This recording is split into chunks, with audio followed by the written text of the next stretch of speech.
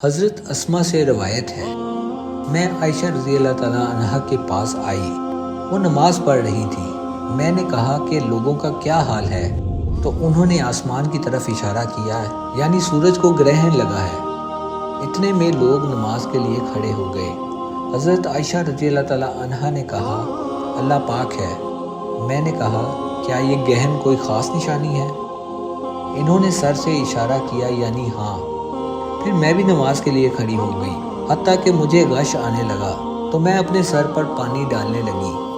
پھر نماز کے بعد رسول اللہ صلی اللہ علیہ وآلہ وسلم نے اللہ تعالیٰ کی تعریف اور اس کی صفت بیان فرمائی۔ پھر فرمایا، جو چیز مجھے پہلے دکھائی نہیں گئی تھی، آج وہ سب اس جگہ میں نے دیکھ لی، یہاں تک کہ جنت اور دوزخ کو بھی میں نے دیکھ لیا، اور مجھ پر یہ وحی کی گئی کہ تم اپنی قبروں میں آزمائے جاؤ گے۔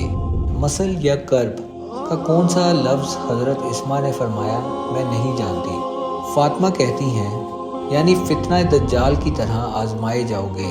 کہا جائے گا قبر کے اندر کہ تم اس آدمی کے بارے میں کیا جانتے ہو؟ تو جو صاحب ایمان یا صاحب یقین ہوگا، کون سا لفظ فرمایا حضرت اسما رضی اللہ تعالیٰ عنہ نے، مجھے یاد نہیں۔ وہ کہے گا کہ وہ محمد صلی اللہ علیہ وآلہ وسلم ہیں، جو ہمارے پاس اللہ کی ہدایت اور دلیلیں لے کر آئے، تو ہم نے ان کو قبول کر لیا اور ان کی پیروی کی۔ وہ محمد صلی اللہ علیہ وآلہ وسلم ہیں۔ 3 بار اسی طرح کہے گا۔ پھر اس سے کہہ دیا جائے گا کہ آرام سے سو جا، بے شک ہم نے جان لیا کہ تو محمد صلی اللہ علیہ وآلہ وسلم پر یقین رکھتا تھا۔